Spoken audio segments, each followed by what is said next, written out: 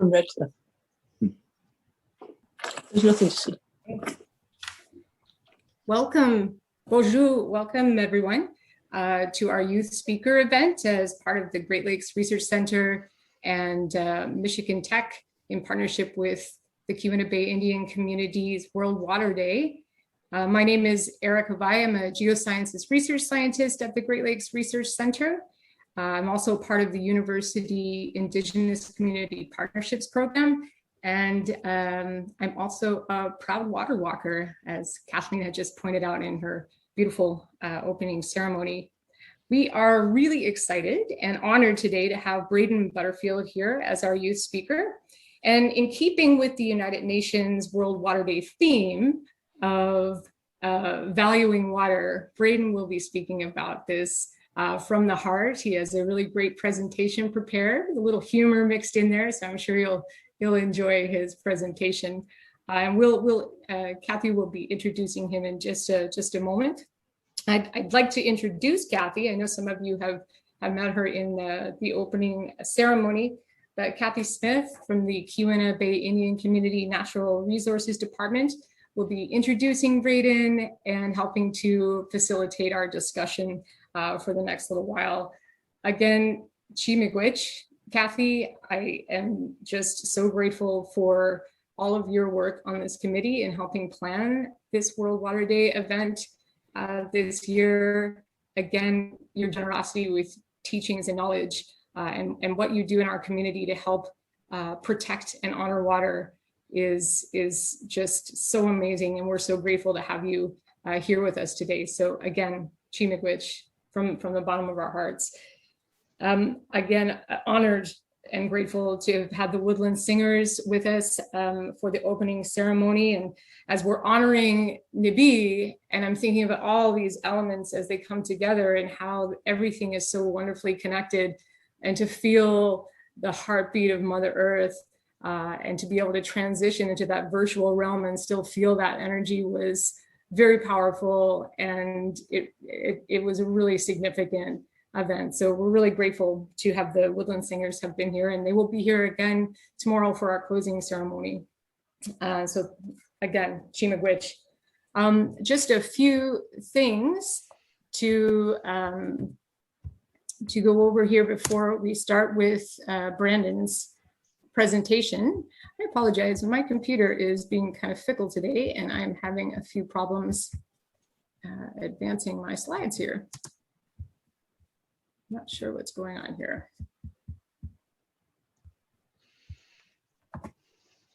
Okay, so our session overview, just to let everyone know, we will be recording this session. Braden will have a presentation followed by a discussion. And if you have questions or comments, please add them. You'll see at the bottom of your screen, there is a question and answer place that you can add those questions, and we'll address those during the discussion. And during the presentation, Braden would like to engage participants, and we will be using something called Jamboard for participants to be able to respond to those questions. And again, we encourage collaboration and positive reinforcement and positivity in the work that we're doing. So if you're new to Jamboard and never used this before and you'd like to help participate in Braden's presentation, we will do a quick tutorial. I'm just going to share my screen here.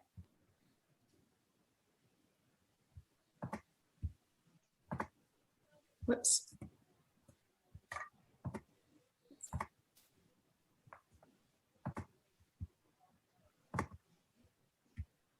Okay, can everyone see the Jamboard?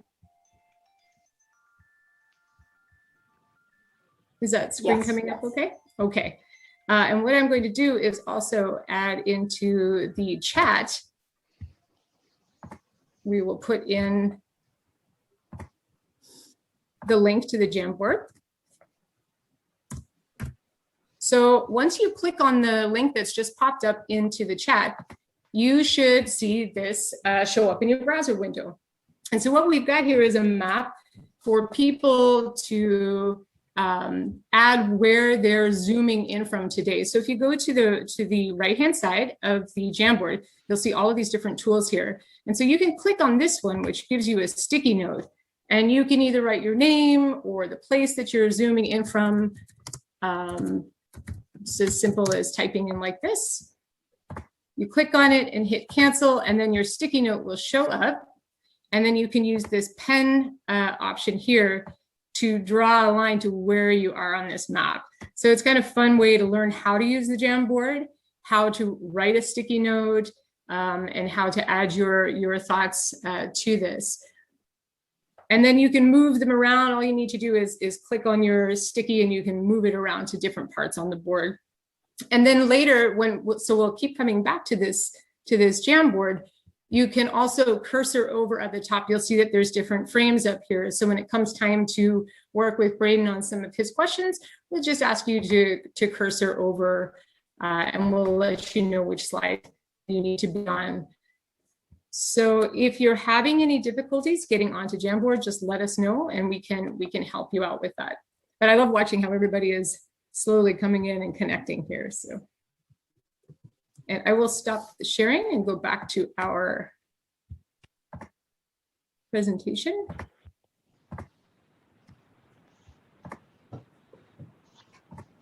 Okay. So I am going to turn it over to Kathy Smith, who will introduce Braden and get him started with his presentation. So Miigwech to you both. Braden Butterfield is our youth keynote speaker. He is of the Red Cliff Band of Lake Superior Chippewa Indians.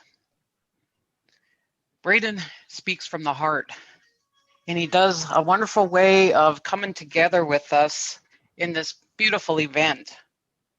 He currently lives in Red Cliff, Wisconsin with his dad. He's an aspiring journalist who works with his mentor, Mitch Bolo, at the local Kewana Bay Indian Communities radio station in Baraga. Just as the people in his life has helped him, he hopes one day that to help people gain some understanding of our crazy, chaotic world with his journalism. As inspiring as he is, he also has worked in doing our Mahnomen podcast with our Mahnomen workshop. You can hear them as they become available on our KBIC Natural Resources Facebook page to hear some of his work. So here we are, Braden. Miigwech for joining us as he has received my ASIMA, because in our way, we always, with our teachings, if we ask for a little help along our journey and in our way, we always present them with ASIMA, and he has taken it. Welcome, Braden. Bonjour, bonjour. Hey, so is this the part where I start presenting, or just take a little minute to introduce myself? How about I take a little minute to introduce myself? So, as Kathy said, my name is Braden. I don't know if you know me, there's a bunch of tech people. I hang out with Jerry all the time. So, like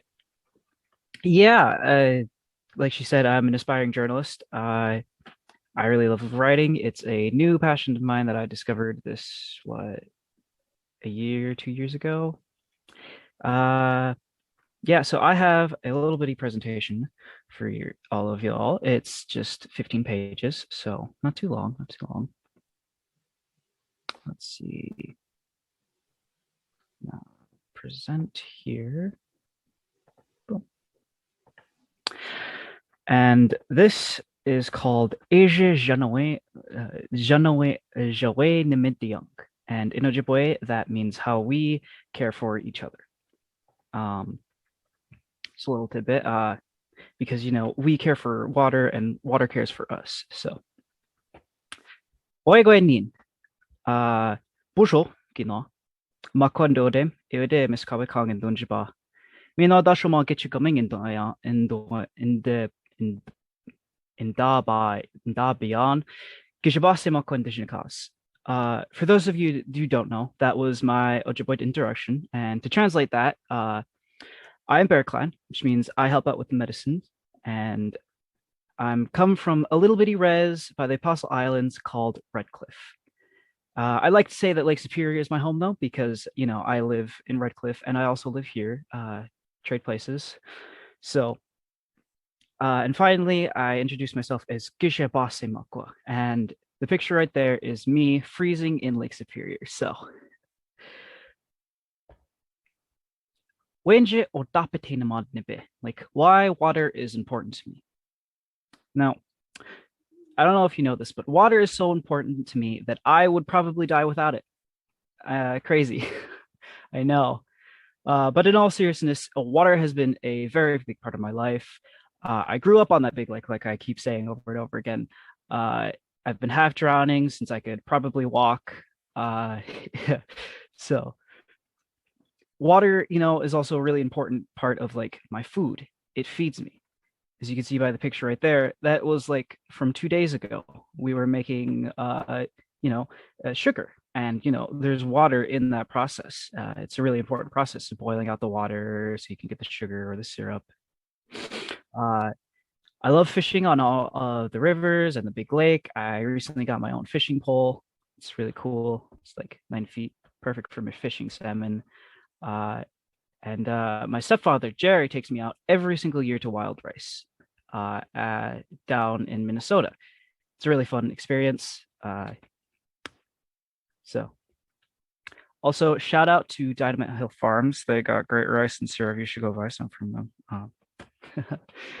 So I want to tell you a little bit about my experience with water.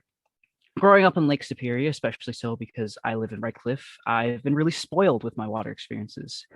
Uh, Personally, for me, no water is really as good as the well from Raspberry. It's really like sweet. It's just like pure water. It's delicious. I also grew up swimming in the Apostle Islands, and there's a nice little bay and inlet there. Everything's very shallow, or not really shallow, but it's very protected by the usual big waves and chaos that is Lake Superior. The water is deep, so it's perfect for boating, and you can boat out to all the little islands there. It's really just like a beautiful little place to grow up on. But really, my spiral into activism and journalism and all this started with a little trip that my mom took me when I was like 6 or 7 years old. And that is when she took me on a trip to the Pinocchio Mountains. This is when the chill attempted mine controversy was still going on. They told me, and we went on this fancy little hike with a bunch of other people, and all the people there were also activists, and they were describing to 6 or 7 year old me how all of the mining would affect the watersheds, and all of the like all of the poisons and the side effects that come from mining would spill into the Bad River watershed and really affect negatively the rice, and eventually even spill out into Lake Superior. Now, I was 6 years old, so this this obviously made me very, very, very emotional because like that's my home, and I want to protect my home. So it really, really like inspired me to get into activism and eventually get me down this road into journalism. I wanted to protect my home. Here we have a little picture of the Pinocchio Mountains. It's a nice little place. I suggest taking the hike there. There's a little hiking route. Aguabaduyang, when we pull from the water. This section right here is all about how water helps us specifically, what it does for us, because water does a lot for us. It helps us with all kinds of crazy things. Nibe indashimik. That means water feeds us. I feel like it's a safe assumption, as we are in the UP, that most of you fish either on Lake Superior or on the rivers that flow around it. Our water quality has affected the fish. We know this, right? You can't eat like as many fish as you want. It's not great for you because of all the mercury and stuff. This is just an example of why we should take care of water. My mom currently is having her fourth child. I'm sorry, I have a lot of siblings, but like she's having her fourth child. Yes, fourth child. And she can't have fish right now because we weren't able to take care of that water. Doesn't necessarily take a fancy scientist to tell you that taking care of our water is also taking care of our food.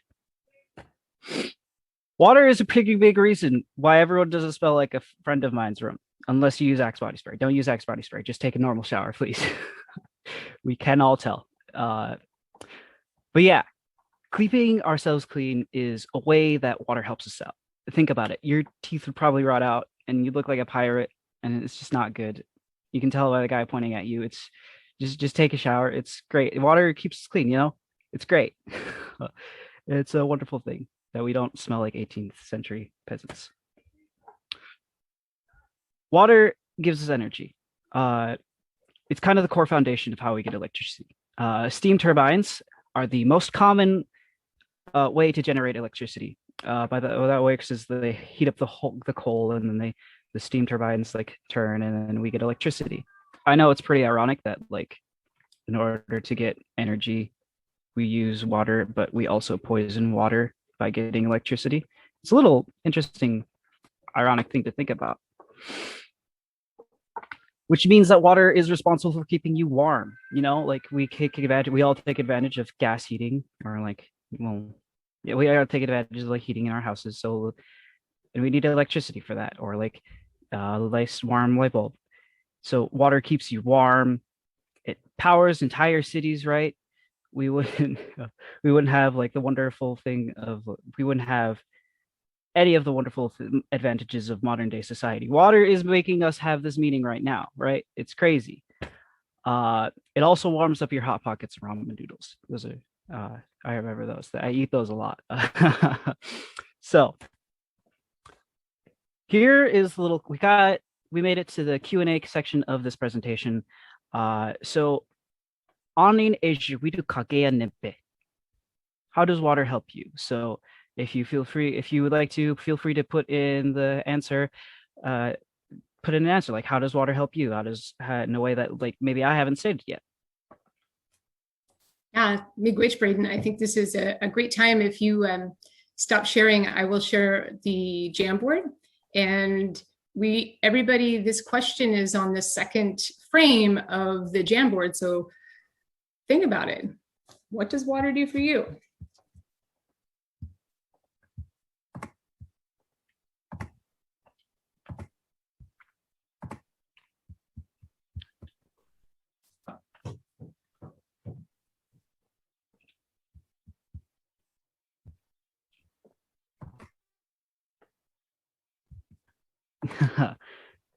Quenches the first of the veggie plants. I like that that we're doing this interactive, getting a chance to see what other people are thinking about during this.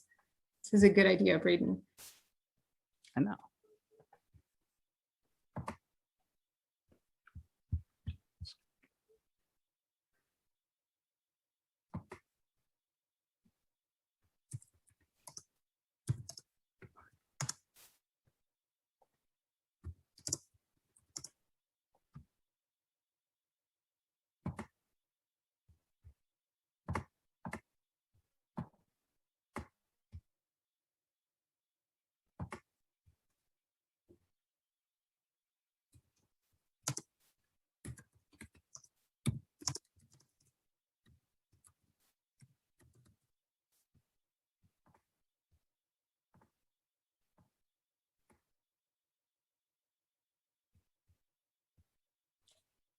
Yeah, it's interesting now seeing how these are all coming up. We were getting a lot of responses that focus on how peaceful water makes them feel, how relaxed water makes them feel.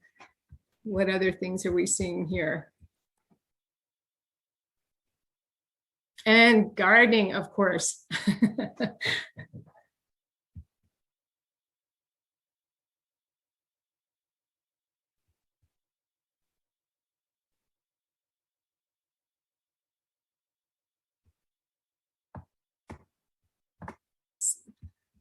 But we can start kind of moving these around to see how their relationships and how we're finding these things. Opportunities for recreation, of course, swimming, kayaking, being outside, gardening for life, food, and beauty, and cohabitation for birds, chippies, which we're just seeing now. I'm really excited. They've only been out for about a week and a half, but it's great to see them back.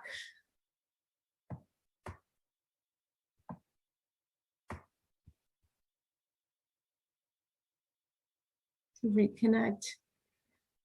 And this is a nice statement. It allows my family and me to reconnect and each other as we hike and sit beside waterfalls and along rivers. So that's a really beautiful thought of how water connects us, how it brings us together, how we can gather and appreciate those places together.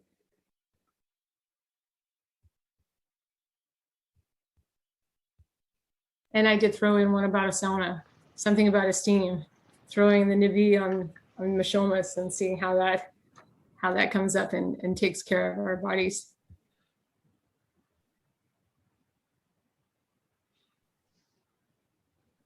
Climate regulation. But this is a really nice constellation of responses, and I think they're pretty wide ranging, which is what is really interesting to see how we all think about water and how we develop our relationships. We clearly have different things that come to the forefront first. Helps Manuman grow, yes.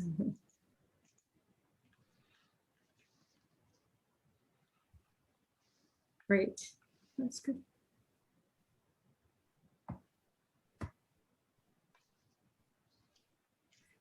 Well, thank you, Miigwech, everyone, for adding some responses here.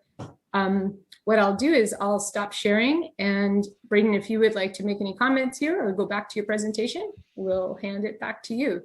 But this is wonderful to see all of these responses. Miigwech. Yeah. See, this is kind of why I wanted to do this Q&A kind of part, because, you know, I couldn't think of all the possible things that people use water for. Everyone uses water differently, right? It's cool.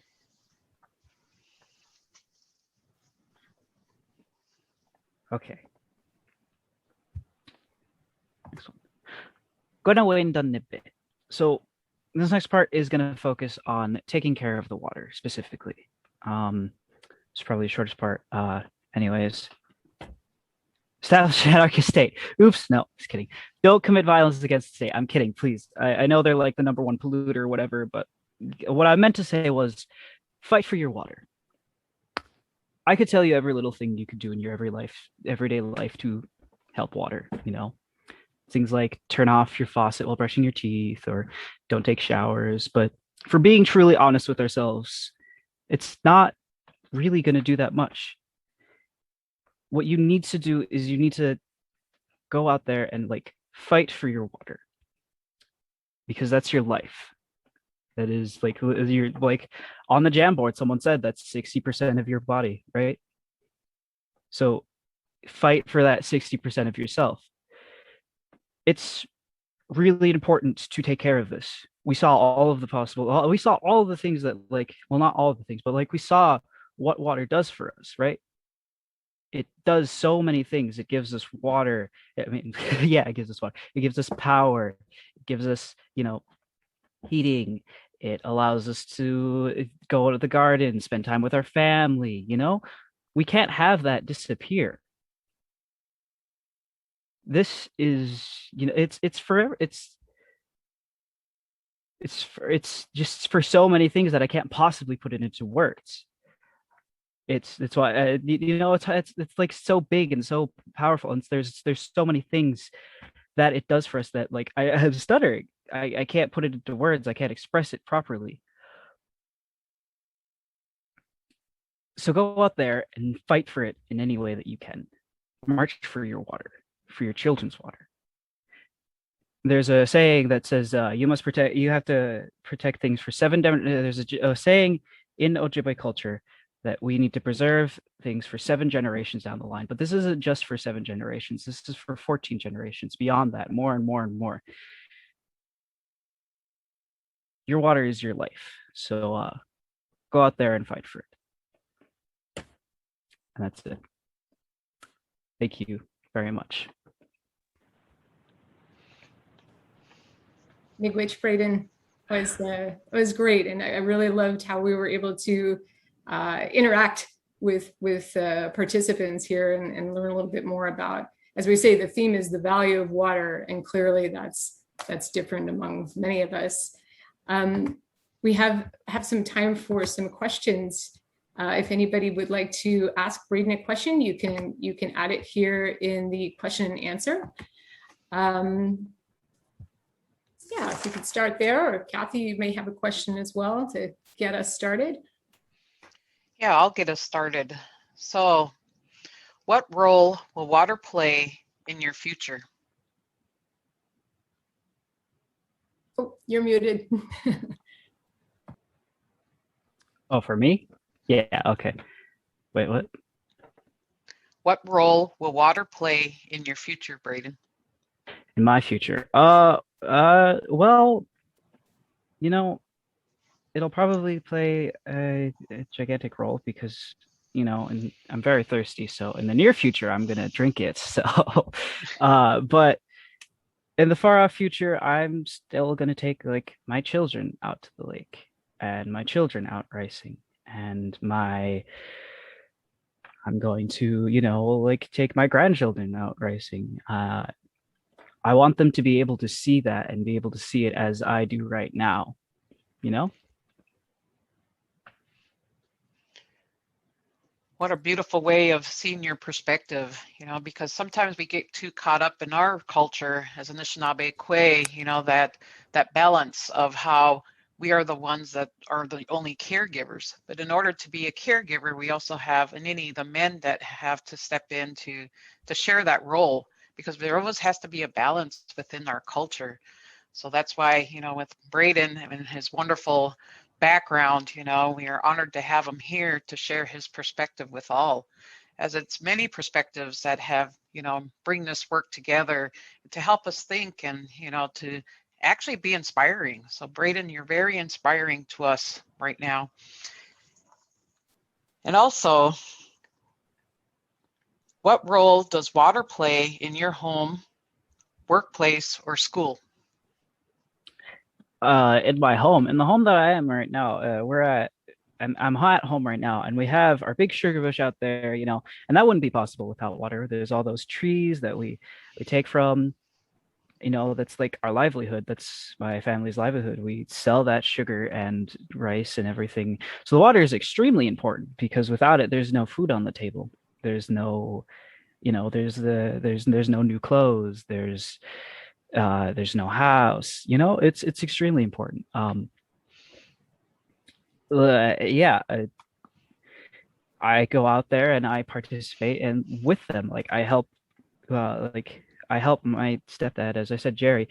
We go out there, we rice, right, every single year, and every single year we have our sugar bush and set up, and that would never, ever, ever be possible without water. So water is very important within our own culture. And, without it, Nibi, it's the precious way of life, how we are also interconnected with our food systems. Matig being that first medicine, that first sap, that first water that comes to us as our medicines start waking up. So also, Braden, can you share with us what else does water play a role in other cultural practices besides sugar bushing? Sugar bushing. We have our water ceremonies every single year. We have to put our clothes out to those water spirits, and so they know us, so they'll take care of us. That's a regular thing. I see a bunch of questions popping up from the chat, so that's interesting. Yeah, okay, cool. But yeah, there's that. What else is there?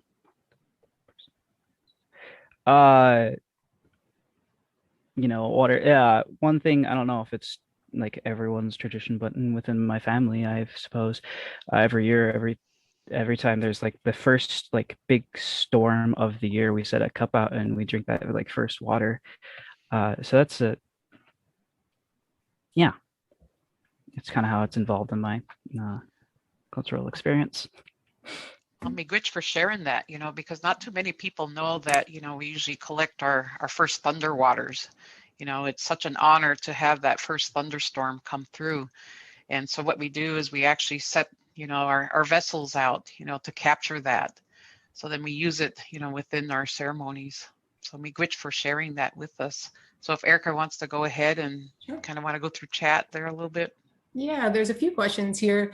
And this is a really great question. What has been the saddest moment you've experienced so far in your life related to the valuing of water by other people? The saddest moment. Mm-hmm. Mm-hmm. So it's a Interesting. defining experience, you know, and so the comment goes on to say that sometimes we hear others' stories and we are engaged in activism, but our own experiences are truly defining moments. So it's something that's like, this is it. This is what's putting me on this course, and just wondering if you want to share something about that. Well, as if I'm sure everyone remembers the big, very, very big controversy of the Dakota's Access Pipeline that was going on in 2016. Uh, and I keep seeing a bunch of protests. This is more so than water. It goes beyond water, but like every time I see a protest or like something that like happens that's really nationally charged that I want to participate in, like I feel really bad that I'm not able to go out there and, you know, like it's march with those people. I feel bad that I wasn't able to. I mean, I was I was in what, fifth grade still, but I still felt bad that I didn't wasn't able to go out there and show my support. And it was really sad for me because like I wanted to go out there and help you know, fight against the Dakota Access Pipeline, even though I was in fifth grade and I could, and honestly, I really couldn't do anything. It still made me, it gave me this sense of hopelessness. Like I couldn't help or, you know, help to protect, care or protect, you know, these waters. Yeah, that would be, like you say, this feeling of hopelessness, not being able to go. But do you remember anything, feeling like there was something that you could do here, either through your activism, through your journalism, aspiring to do those things? Was there something that you thought, well, I can do this from here, from this place? No, actually, I didn't originally start out, you know, saying like, what could I possibly do? Uh, it's interesting how this happened. I didn't start out like saying, what could I possibly do to help? I kind of got trapped in this kind of sense of hopelessness and stuff. But Mitch happened to my mentor, Mitch happened to interview my parents because they were interviewing the farm, and my mom saw. At the time, I was homeschooled. I am now in normal education, but she saw it as a time to.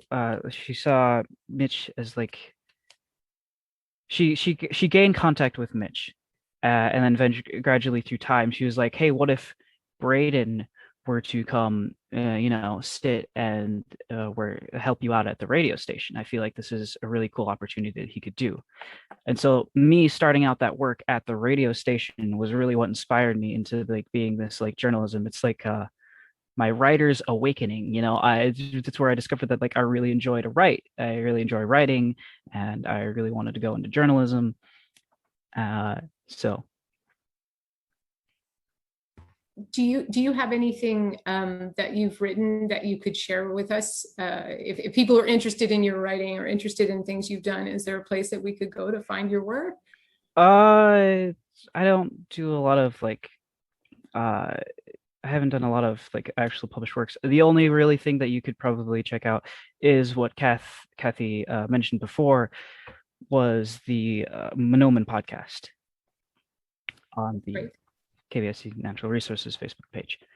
Okay. Yeah, we're actually working on a new episode for that right now. I gotta record some lines for Mitch, so So we'll look forward to that as well. Mhm. There's a few other questions here in the chat. And so we have a question, Miigwech Braden, for sharing with us today. Can you give us an example of what you mean by fight for the water? Fight for the water. Yeah, you know, don't just how would I put this in a way in a smart I'm sorry. So what I mean by fight for water is I mean like don't just be like I support you. I mean like go out and actually to these either protests or, you know, like start up like protests, or like not just spread awareness, because there's a time for like spreading awareness, right? But there's also a time for like action. And there's a lot of what I see is just like spreading awareness. People just want to spread awareness and they feel this sense of helplessness, like oh, I'm only going to spread awareness. I'm not necessarily going to go out and fight for it. By that I mean like go out and like actually oppose these people. Speak out about it. Like say it with your words and with like from your heart. Like either set up places where like you can set up places with other people. I know it's hard with COVID right now, but like set up places specifically where like you could get together with people like we're gonna actually do something about this. We're gonna go either march here or we're gonna go uh sit and block this. Um which is something that it runs in my bloodline actually. My grandpa, his name was Walt Brissett. He did a lot of activism. He would go out and he went out and blocked a railroad so that they couldn't start a mine. Stuff like that, go out there. Uh, so that's kind of what I mean by fight for your water. And making your voice heard. And it sounds like this is something that you've excuse me, you've started with podcasts and your journalism, but what are other ways that to get your voice out there? What are ways that you think, if you were talking to your peers or others, how would you recommend that they go about having their voice heard? Your voice travels farther when you're in a group. So I suggest starting maybe like specific groups and allowing them and like setting them up to grow, because you just alone can't do anything, but you with a group of people who strongly believe in something, then you can actually like get stuff done. Yeah. I appreciate that response, Braden. There's another question here. What are some things that are taking place that give you hope for water? Which is a really important thing to think about. Hope for water. Yeah. Well, I'm sorry. It may look like I'm not hopeless for what I'm not in a hopeless pit of despair. Just I need to get my thoughts together. So what really gives me a lot of hope for water is just kind of the environment and general attitude of people who I travel a lot with, Jerry and my mom. They go talk and it's harder honestly to get them to stop talking, but but yeah, they go and talk places and I see these people and I see these communities starting to start up like of people who genuinely care about these things and want to do something about it, so that gives me a lot of hope going around these places and seeing all these different communities trying to figure out like what they can do.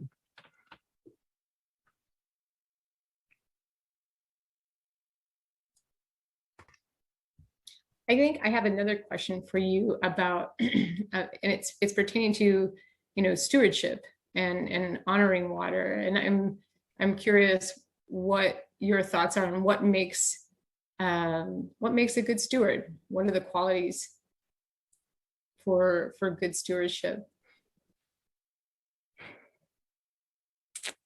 No, I only have little bitty experience. I've only on this earth for so long, so I imagine there's other people with better definitions of what makes a good steward.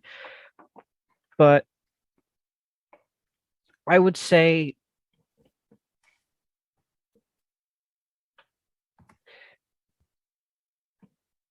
either you can participate in things that will,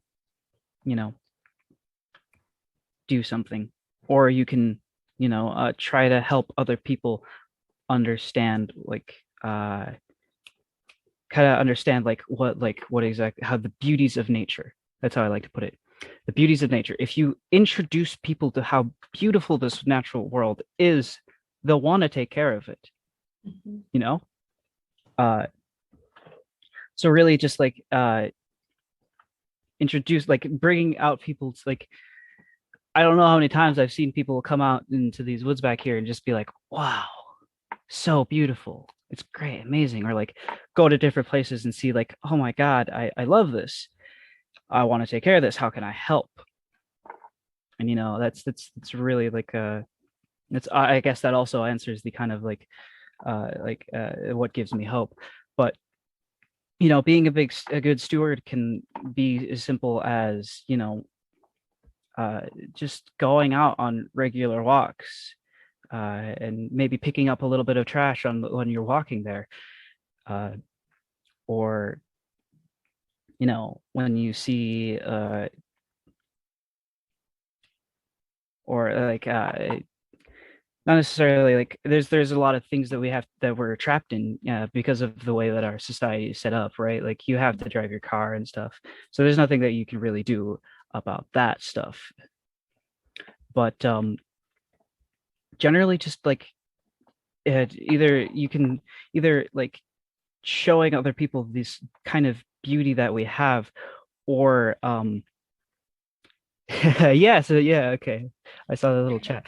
I love that, Braden. Just that idea of introducing people to, as you said, the beauty of things, and helping people to, yeah, develop that relationship with something that they may not have been familiar with, and that is an incredible experience. I remember like the first time I saw Lake Superior, just my mind was absolutely blown, like just to the point of tears. And so if you're immersed in that and you have those experiences, then yeah, we can only hope that helps people want to be protective and steward those things in a good way. So yeah, I really liked your response to that.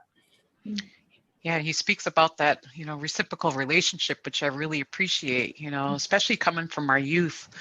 And, it's important work for him to be able to, for you, Braden, to relay that message, and also to our community here that's with us right now. But there is another question in the Q&A. Is there anything we can do from outside the community to support the KBIC or water walkers in honoring the water?